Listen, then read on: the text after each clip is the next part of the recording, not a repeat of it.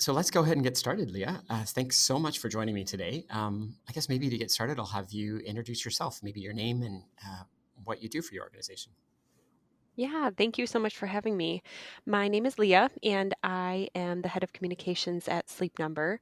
My sleep number setting is 25. We typically introduce ourselves with our sleep number setting. It's really important to us. But what I do at Sleep Number is I lead our internal communications team, and that includes channels like our intranet, and then also leadership positioning and CEO communications. But it's really all about employee communications. Great. And I love that you introduce your sleep number. It's one of those little things that are just really neat about your organization. I know your organization takes the sort of field of sleep really seriously, and it's just one of those ways to embed that. I'm wondering if you could just share a little bit about your organization. Who is Sleep Number, and what does Sleep Number do? Yeah. So Sleep Number, we are based in the US. We have about 565 stores in all 50 states. And we've been around for more than 30 years, which means that we have a really deep understanding of what quality sleep looks like. And so part of it is delivering effortless, adjustable comfort and biometric sleep tracking. We do that through our smart beds. So one of the ways that we deliver comfort to our customers is by delivering it through a Sleep IQ app. So some of what I'll talk about today is sort of how we're advancing ourselves as a technology company and why is that important internally as we look at our internal communication channels. But in a nutshell, we're 4,000 team members. We've improved 11 million lives, is what we like to say. Those are the number of people who are sleeping on a sleep number bed. And we collect about 7 billion data points every night through our Sleep IQ technology. Wow, that's a lot of data points. I think it's amazing. I mean, It is. obviously, this world of sleep is dramatically changing. I know for myself, just even being more conscious of my sleep patterns is now part of my daily routine. Yeah, it is. Yeah, I think sleep has sort of become a status symbol. It used to be really cool to say like, "Oh, I only got 4 hours of sleep," but now it's becoming more and more cool to say like, "Hey, I have a bedtime of 9 p.m." and I'm totally okay with that. I know, what a great shift. So, when we met almost a year and a half ago now, back in May in 2017, you were considering an intranet. And, one of the things, like I've said, I really appreciated about your organization was this how committed you are to the storytelling of sleep and getting your employees engaged in that storytelling. I'm wondering if you could tell a little bit about, what was going on for you at the time. We're going to flash back a year and a half ago. What was going on for you at the time as an Yeah. organization that had you look to building an intranet, and what were some of your things you were hoping to get in that? Yeah, there were a few things that led to this shift for us. Part of it was an old platform. We were previously on Cold Fusion, and it was at least 10 years old. No one really knows exactly how old it was, but it was definitely old, based in code. Took a lot of effort to update anything. And then pile on top of that this sort of shift that we were making, transitioning to all smart beds as a company and really elevating our sleep leadership. It felt like, as a company, to our customers and sort of to the external world, that we are a technology company, yet our internal channels didn't reflect that. And then, from a headquarters standpoint, we used to be based in a suburb of Minneapolis, Minnesota, and we're moving downtown. And we took that as an opportunity to change technology in general at Sleep Number. We shifted to Office 365, became cloud based, and said, let's use this moment and this jumping off point to upgrade our intranet. It sort of was like the perfect scenario in having an old platform, but then also these internal shifts and transformations taking place that really supported us in this effort. It's interesting to hear you tell that story because I know a lot of organizations are working through what digital transformation means to them, and in your case, becoming a digital company through your product first. It makes a lot of sense that that you have to reflect that internally as an organization too, and kind of catch up with your product where it is in the market. And I know that move, and any move for an organization, is kind of one of those critical cultural touch points. Has a lot of chance to create some duress or stress for people. How did you anticipate your intranet would help support that move as just part of what it was going to do? I would say it was less scary than we initially thought. And even from our team members' perspective, as we moved downtown, the move itself was probably more scary than getting a new intranet. And the intranet was able to help support in that shift. We actually turned on the internet the day we moved into our new building. Oh wow, I didn't know that. Yeah, yes, which I think many communicators would say, like, too much change at once, like, let's kind of phase into this, but we decided we're moving into a new building, why would we move in with an old intranet and an old way of working? And we took that moment and we said, we're not going to send emails, or we're not going to send nearly as many emails anymore. We were sending about 28 every month, like up to 30 a month we were sending, and it just wasn't efficient. We were putting policies on our intranet and not using it as the central hub for news. And so we said, with the move, we need to shift the way that we work and sort of signal a change. And so people walked in, they opened their browsers. We had a little bit of information about what it meant sitting at their desk, along with how to set up your printer and all those basic things. But it became so natural and part of the way that we communicate that it actually wasn't a huge change management component of the move. Oh, that's wonderful. I guess people probably really appreciated that they had this new channel that they could stay up to date on. Can you tell me a little bit about what that launch was like? It's now a year ago. Did it go well? Was there hiccups? How was the internet launch when you launched? It went extremely well. We're actually almost 1 year out exactly, like you mentioned. I would say the team has embraced it. Definitely room for improvement from the start. I would say we felt really confident going into it that we had the right structure and navigation and features. But from a user perspective, and not the general user, but I would say more so the content owners, it felt like such a shift from where we had been that it sort of took a little bit of convincing and using the new space for them to get totally comfortable.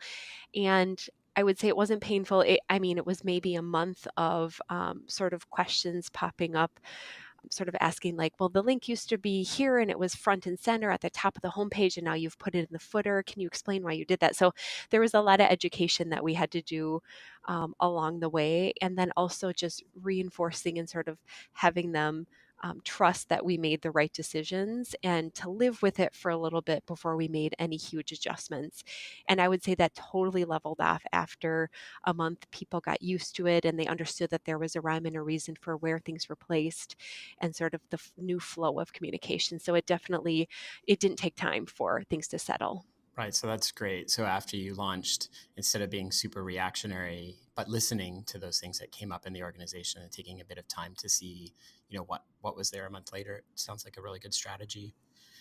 One of the just to put a little personality to your intranet, you ended up calling it something, and I think it's again part of that storytelling culture you have there. Do you mind sharing what you ended up calling it, and maybe even how that name came up? Yeah, I'd love to. So we actually hosted a competition to name the intranet. We wanted to include our team members in it and feel like they helped create it. And so I think we asked people to submit names and for their chance to win tickets to a concert. So it was pretty easy. They just had to email us what they thought the name of the new internet should be. And in the past, it was just called the Sleep Number Internet. And what we ended up choosing was the Wink, which is a play on sleep in a way. 40 Winks is considered a nap. And so we evolved it. And eventually, I think that was the original name that was submitted was 40 Winks, and we turned it into the Wink. I love that. It's such, again, a great, brand impression. So many of our clients, and I don't mean to demean this, we somehow have landed on the hub as a name for their internet. So sharing alternatives to the hub is really Yeah, important to definitely. me. So I'm wondering if you could talk a little bit about, in your last year now that you've been using the internet as a communications channel and a way for people to connect to your organization. What do you see as some of the highlights in terms of what it's doing, and maybe you can share, what kind of information is up on your intranet? Yeah, we produce content daily. We use it as a news hub to share information from our leadership, from our CEO. When we report earnings, we put that memo up on the internet. So it really becomes the place that people go to get their daily information. We also highlight team successes and use the photo gallery to make people really feel like we're sharing the spirit of what happens here every day, and the team members who aren't at headquarters for them to feel part of a connected team. So we love using the photo gallery for that. We use commenting and poll features as a way to include people in that dialogue as well. So it really is a great place for us to not only push information, but then also pull information back from our teams too. That's great. Yeah, I know you mentioned um, your size of your workforce, but I can't remember if you mentioned how many of those people were sitting in, not the corporate headquarters, but in your stores. Did you mention that earlier?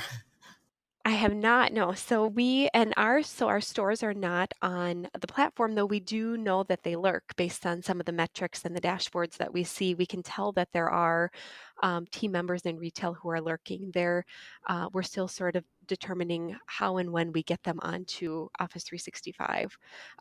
So right now we have what we consider our primary audience is headquarters, and that's about 1,000 people here in Minneapolis, just shy of 1,000. And then we also have an office in New Orleans for customer service that's also considered a headquarters audience. We have our Sleep IQ labs in Silicon Valley, a digital office in Portland, Oregon. So we do have sort of these sporadic headquarters locations throughout the country. And then another primary audience for the Wink is our plants and distribution centers.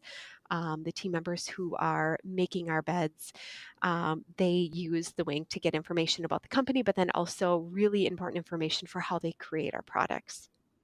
Oh, that's great. Okay, thanks for that clarification because it helps to know, where are the users and how are they connecting. And certainly, the more distributed an organization comes, the more challenging I'm sure your role becomes to Yeah. keep people connected.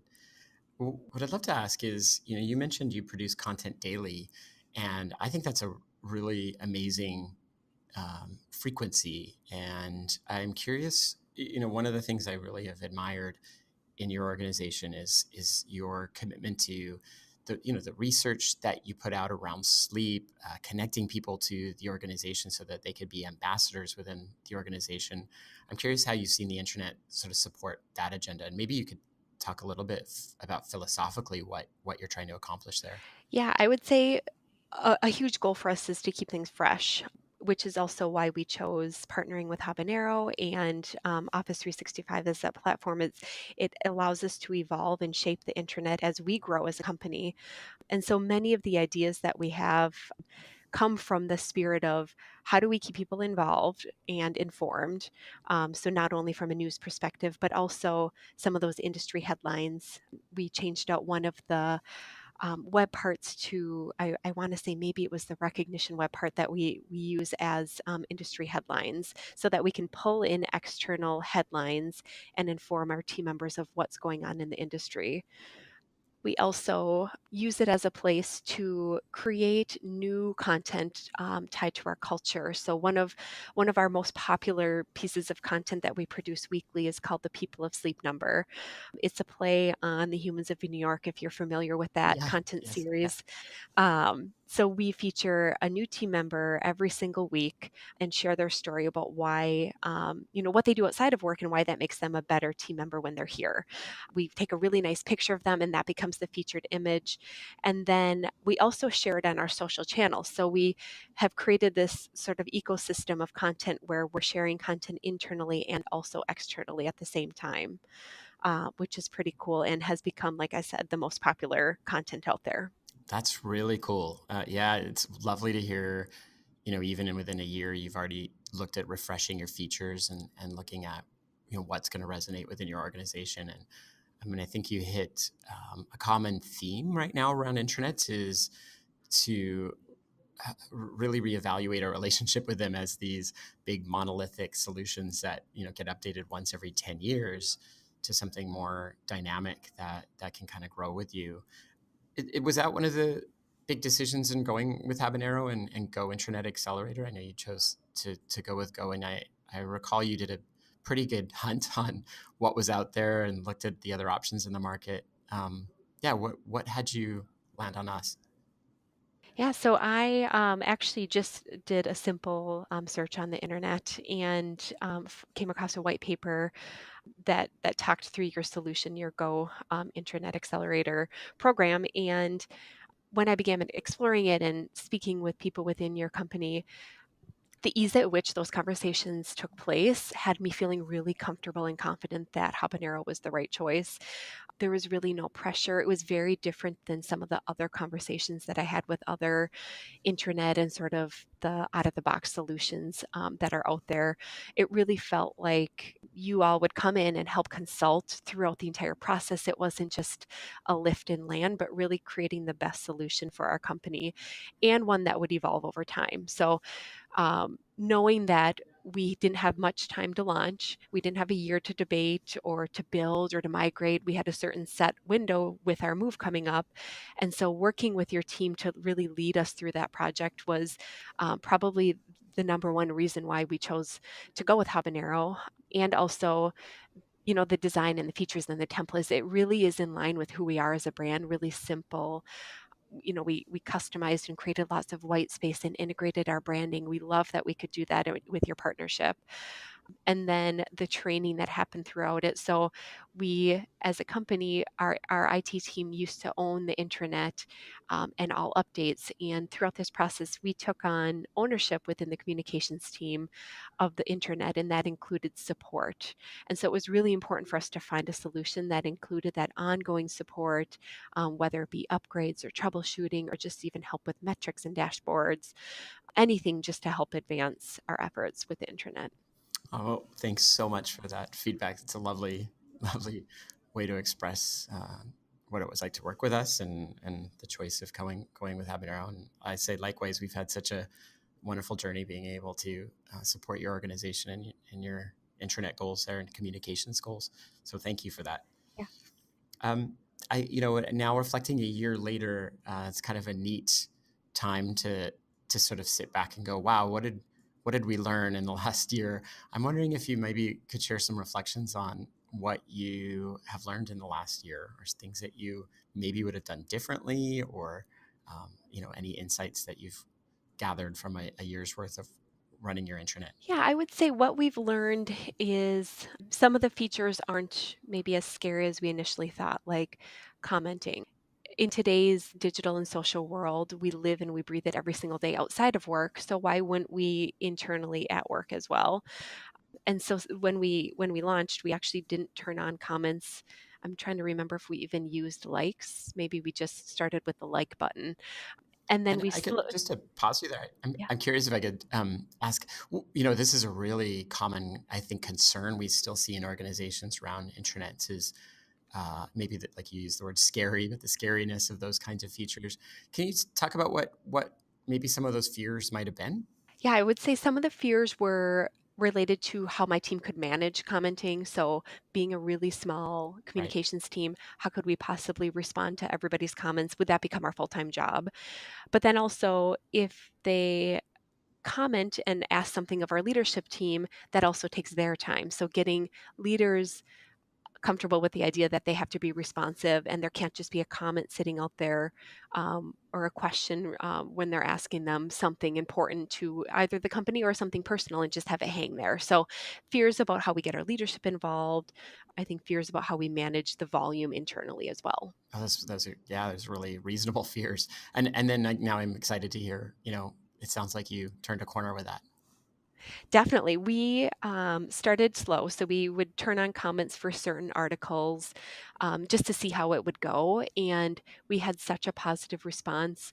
Actually, not a ton of questions, which I've been surprised by. I thought that we would get many more questions or tell me about this or let's dig in deeper to this. It really has been more support and passion and even some suggestions.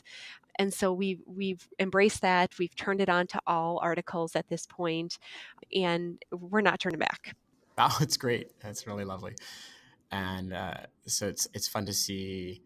I think this is a common thing. Is you just got to try something and figure out whether or not your suspicions were correct, and be ready, of course, to navigate left or right on that. But um, being able to use this kind of platform as a way to experiment, I think, is a really one really great way to keep showing progress in the organization.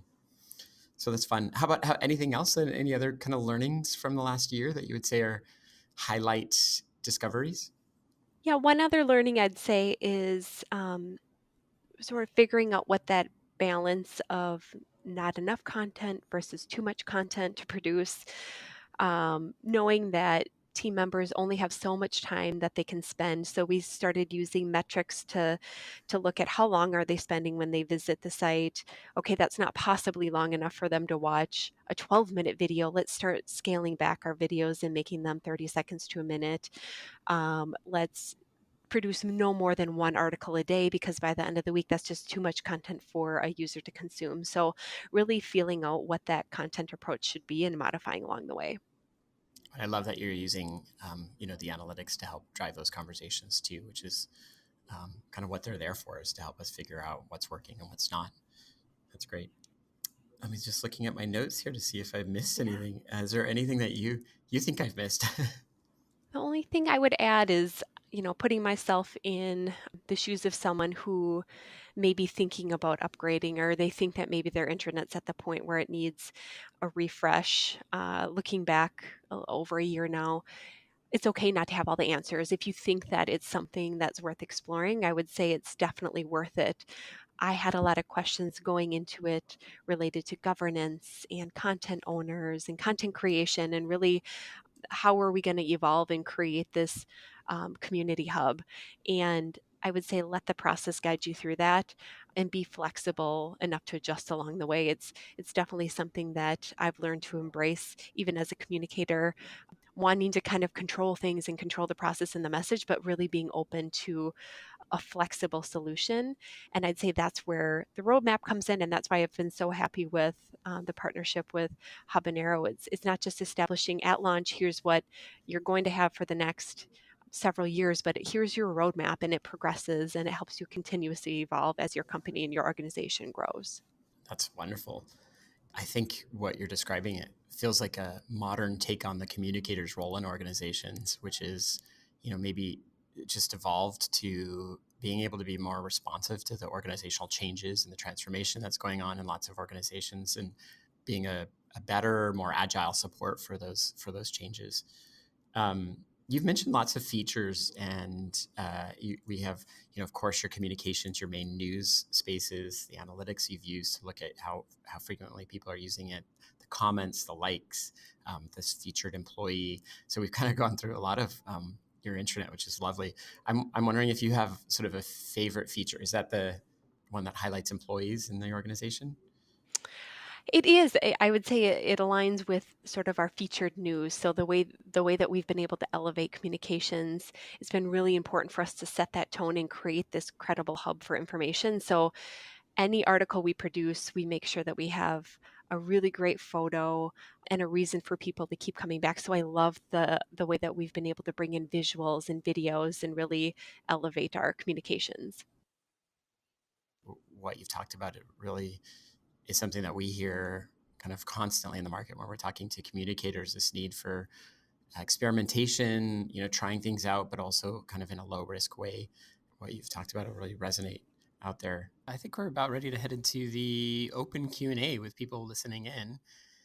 So if you have a question for Leah and you are dying to know what's going on with their internet, feel free to leave it in the GoToWebinar software, and we will try and answer it, or Leah try and answer it. Leah, do you have any parting thoughts while we wait for people's questions to come in? The only thing I'd say is thank you so much for all of your help and partnership. We are so happy with where we've landed, and definitely one of the coolest projects that I've ever worked on. And I don't know that a lot of people can say that about like an intranet. As a communicator, I get really excited and kind of nerdy about those sorts of things, but I'm just so happy with the way it looks, with the response that we've gotten from our team members, and couldn't have done it without you guys. Oh, Leah, I have a big smile on my face now. echo that. Thanks so much for being such a wonderful client to work with, and I really appreciate you taking the time today to sit and talk about Yeah, and share about what you're up to. Thank you. thank you. All right, so it looks like we do have a few questions coming in here. Leah, the first question is, how long did it take to launch the intranet from beginning of the process to the end of the process? Oh, good question. It was really fast. I think in total, from the time that we started working with Habanero and really digging into the stakeholder conversations up until launch, I believe it was 10 weeks, so super fast, though the discussions around getting funding and moving to Office 365 happened probably about 6 months prior to that. Yeah, it was a pretty fast one for us too, I recall. Thanks for that. Another question here. There's a few questions coming in. Did you make the short videos yourself that you share in your intranet yourself in-house or by a vendor? A little bit of both. So we partner with our marketing team and even our social media team whenever we're at events to say, here's a cut that we could use internally, here's what we could use on social. So we try and co-create content as much as possible, but sometimes there are just initiatives that are meant for team members' eyes only. And so then we would either shoot it on our own, like from an iPhone or, even just a camera, and then cut those down. We have one person on our team who is pretty skilled in video editing, so we're able to use that as a resource, or we go through our marketing team and make the request as well. That's great. I know on social channels like obviously Instagram, but LinkedIn and those more authentic shot from the handheld phone are the ones that actually end up getting the most traction. So having that mix sounds great. Yeah, Sorry, go ahead. I said, yes, I agree. And even when people or when our leaders, when they shoot videos and sometimes they flub or they sort of stumble over a word, people love that. Like it just humanizes the leader that much more rather than speaking from a teleprompter and making it very clear they're speaking from a script. Those definitely get less engagement than the more authentic ones. Totally. It's great that you have leaders that are great with that too. So Yeah. another question here. How many publishers, there's actually a few questions here. How many publishers do you have? And I'll ask you that one first. We have officially people who can approve pages, just 2 people, myself, and then we call him the sort of chief managing editor of the Wink. He publishes almost everything, though we do have content owners throughout the organization, I believe about 15, who create content, and then those pages are flagged for us so that we can publish on our end. Great. And a follow-up question, which is maybe a little non sequitur. What's the platform it's built on? So I guess I can answer that. It's built on Office 365, and you're using Habanero's Go Intranet Accelerator, which is built on SharePoint Online. Yeah, I don't know if you have anything to add to that. I would say it doesn't look like SharePoint. So even when we were meeting with different leaders and trying to get buy-in, we didn't lead with the conversation around SharePoint. And that actually worked to our benefit because I think a lot of people had these preconceived notions about what SharePoint looks like. There was an old SharePoint site that another team had used here at the company. Many people experienced SharePoint in another form at another company, and they just had these ideas of like, these outdated intranets and what they look like. And so we started the conversation talking about a cloud-based solution and then worked our way towards a conversation about why Office 365 and SharePoint specifically was the right solution. That's great. Yeah, and I know in some organizations, SharePoint has a bad flavor in some people's mouths. So obviously not leading with the technology sounds smart. Follow-up question there also, can you share some metrics? What are people reading the most? People read by far an article series that we call the People of Sleep Number the most. It's something we publish weekly. It's a play on the Humans of New York. If you're familiar with that, it's highly visual. We lead with the team member as a person, sharing from their perspective why what they like to do outside of work and why that makes them a better team member at work. And it just really humanizes our people and allows us to work kind of culturally a little bit better. A very close second are all of our CEO messages. So every time we post a message, which is pretty frequently, at least once a month, we'll have a message from Shelley Eibach, our leader, and those have really high readership as well. Awesome. Did you have test users demo the site before it went live? We went through a pretty quick usability testing session where we had a handful of users testing. And those were primarily content owners. So we wanted to make sure that they could get in and they were really comfortable with creating content on the site and that everything looked great. And from a user perspective, that they really liked it as well. We didn't do like a soft launch or sort of a phased roll because we didn't have time. Right. That makes sense. Mm-hmm. Another question here from Jason. This is a little bit more broad. Can you talk about your approach to content management, whether you have something centralized or decentralized approach to publishing and how you train your content managers? Mm-hmm.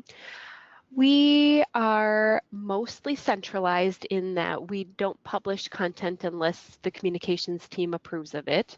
Though decentralized, we have those 15 people who are creating content. And I would say HR, our human resources department, is by far the biggest contributors related to our benefits and, pay time off. Some of those the overall total rewards that we offer our team members, we have many more updates to those than we do other types of content like our travel and expense policies and sort of the standing policies that maybe only get refreshed once a year. So everything is managed online, which is really nice. So anytime somebody makes an update, we receive an email or notification at the end of the day with an overview of the pages that we need to review and publish. So centralized within our team. That's great. And I guess another person had asked the question, which is kind of maybe a slight follow-up to that. Laura, did you have any trouble getting people to work as content owners and keep their content up to date? So it sounds like you kind of are on top of that. Yeah, and I would say they updated even more frequently than we thought they would. We thought that when we knew open enrollment time would be coming around, that we would have to sort of push them and get them to make their updates, and they're faster than we are. They'll make updates and we won't even know, and then we get the email, and it really has become seamless. That's great. And then tactical one, when employees log onto their computer in Office 365, is the intranet their homepage? It is, and we changed that when we launched. I think a lot of people had defaulted to another page like Google or their favorite website or even a tool that they use frequently because our old intranet was so outdated. It wasn't a place for news, and now it has become the default browser, and we had to do some work to get that implemented across all the different browser types as well. Just a few more questions here. Thanks for all. I didn't expect all these questions. It's great. Yeah, that's great. Obviously, we probably could have kept talking and exploring things on your side. A question from Norm here around whether or not there was any integrations between your corporate ERP system and the intranet. No, and our retail team is not on the Wink right now. They are exploring an Office 365 solution as well, but we have not integrated those solutions. I can't remember if that's in the roadmap for you. You did mention it's potentially, yeah, and that's where communications is decentralized at Sleep Number. So I oversee corporate communications, but we do have a separate retail communications team. So they're looking at their refresh on a different timeline. Norm's follow-up is there any use of Power Apps with the intranet for forms? What was that, a Power App? Power Apps, yeah. I don't think sure. I know what that is. Not using Power Apps as far as I know. No. Okay.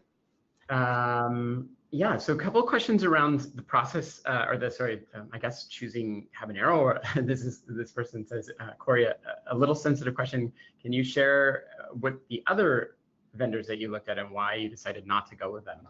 Ooh, I don't even know if I could name one off the top of my head. They sort of all seem the same to me. The more research I did, you would get people calling you back, or you'd have to fill out a form online and say, this is what I'm looking for, and then you would get the sales call. And that seemed to be the pattern of how a lot of the conversations would go. And they were so heavily pushing their product, and a lot of it was very out of the box, like, we'll sell you the solution and you implement everything. So there was very little consulting. Or on the flip side, there were several consulting agencies who would help along the way and sort of consult in a similar way to Habanero, though it was a very customized package, and there was fear that as Microsoft evolved and took upgrades that we would have to spend that much more to continuously update and keep up with those changes. And so what we loved about Habanero was not only they consulted throughout the entire process and were experts in the space, offered a really great template and customized design package through their Go Accelerator, but also that ongoing support and knowing that whatever upgrades were taking place behind the scenes would come naturally with our partnership. Yeah, that's fantastic. Thanks for that. I recall, yeah, the goal for us was to strike that balance between, you know, something that felt like it could be bespoke and really meet with the brands of the organizations we work for, but also, you know, have that solidarity of being able to be upgraded as Office 365 evolved. So I'm glad we struck that balance. Yeah. And there's, I left this question for last, so Norma, I have not. I've not skipped it. I just thought it was kind of one of those, might take a moment to answer. Norma asked about the budget, how you came to a budget number for your intranet, or give you an idea of what the engagement was. Was it a range? I don't know if you're comfortable talking about that, Leah, and I can answer it from a product perspective if you can't. Yeah. Do you want to start, and then I'll sort of fill in on how we approached it on our end? Yeah. So, you know, from a standard or typical intranet on our side, I would say most of our clients are 1,000 or more employees, and so you're kind of starting with a different. I don't know, Norm, how big you're talking about. Once you start getting under 1,000, I think there's a lot more options in the market, and you start to get a lot more turnkey solutions out there. Once it's about 1,000 or more, maybe 500 or more for some organizations, you know, the kind of starter is probably about $200 a head. So like $200,000 is a very typical starting point for an intranet. Most of our, and this question is, how long is a piece of string? I mean, these intranets can also go upwards of, you know, $500,000 depending on the size of the organization and the complexity of how you're integrating. But that's kind of a sort of basic starting point. Yeah. And Leah, I don't know if you want to touch on that. Yeah, for us, it was, we didn't know what to expect, and because we were using technology that was old, outdated, we weren't paying like subscription fees, anything along those lines, or licensing. In the old site, we sort of needed to start fresh and say and do the research, what does an intranet cost? And there was a wide range. And again, it goes back to, do we want something super customized, or do we want the ability to refresh and grow and evolve as we grow as a company, which we landed on with Habanero. And part of it was also looking at the structure of our team and how it was managed in the past. It was owned by our IT department because it was heavily based in code, so that made sense. And we provided content, though they truly owned it. With this shift and having Habanero offer support ongoing, we took ownership of it, which means that we were able to say, okay, what the cost of what it took IT to manage that, we apply that to a support model, and there's that piece of funding for us. So we just started building out various models, and ultimately, you know, went to our finance department and said, this is about what it takes to run an intranet these days, and get buy-in that way. That's great. Yeah, and just a little bit more to that. I mean, I think the money question's a bit elusive, because just exactly what you said, it's the models are really changing. So with Habanero, you know, what we've done is packaged the subscription services around our product with support and guaranteed upgrades through the year, with including feature releases, and as well as just kind of using the technology. So it is a little bit of a different model than in the past, where you would possibly go to a vendor and they would just sort of build something, deploy it, and then your you know, intranet teams would have to keep those up to date, and often wouldn't. And so you'd end up with a sort of 3-4-year-old portals that were getting kind of stale. Yeah, I think that's a closing note. Just running through. I think we've answered all the questions. So wow, that was a lot. I really appreciate your time again, Leah. Thanks so much for being online today to help answer questions and for the interview. And yeah, I thank everyone for joining today, and we'll make sure that you have access to the recording. Thank you, everybody. Appreciate it. Bye-bye now.